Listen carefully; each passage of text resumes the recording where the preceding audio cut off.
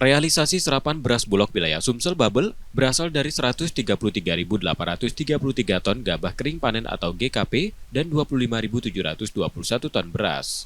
Angka ini melonjak 3 kali lipat dibandingkan rata-rata penyerapan pada awal tahun di tahun-tahun sebelumnya, yang hanya berkisar 30.000 ton. Bulog optimistis target 100.000 ton bisa tercapai dalam 2 pekan ke depan, mengingat masih ada sisa panen yang berlangsung di beberapa wilayah, terutama Banyuasin. Selain Sumsel, serapan di Bangka Belitung juga menunjukkan peningkatan signifikan dengan realisasi lebih dari 1.100 ton gabah. Kenaikan ini dipicu naiknya harga pembelian pemerintah menjadi 6.500 per kilogram.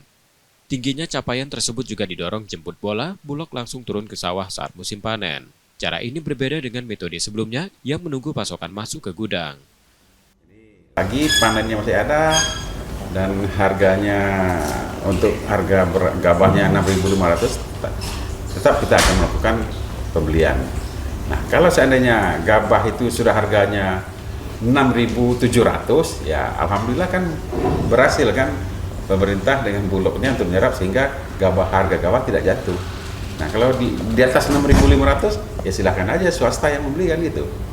Jadi tidak harus Bulog. Nah, kalau seandainya harga gabah itu di bawah 6.500, itulah tugas Bulog untuk membeli dengan harga 6.500. Pemerintah pusat pun menargetkan Sumatera Selatan masuk dalam 3 besar provinsi penghasil beras nasional.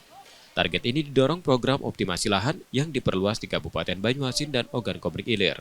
Tahun ini, luas OPLA ditargetkan mencapai 106.000 hektar, yang diyakini mampu mendongkrak produksi beras daerah sekaligus menambah stok cadangan pangan nasional.